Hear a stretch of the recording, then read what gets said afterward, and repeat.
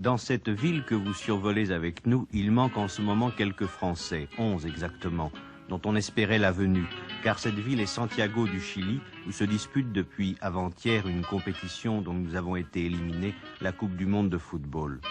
S'ils y étaient allés, les joueurs français auraient sans doute été surpris d'être aussi peu désorientés. Au climat près, en ce moment l'hiver approche, on se croirait presque en France.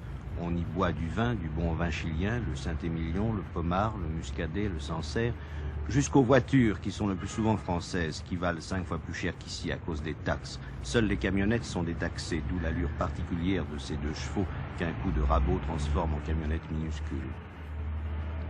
Ici non plus, on ne se sent pas désorienté, c'est la Chambre des députés. Le président de la Chambre est un radical, il y a des conservateurs, des libéraux d'un côté avec les radicaux, et de l'autre côté les communistes, les socialistes et un peu à part les démocrates chrétiens.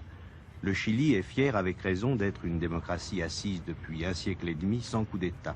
Aussi le président de la République, M. Alessandri, se rend-il seul à pied à son bureau, le voici, tous les matins, citoyen parmi les autres citoyens.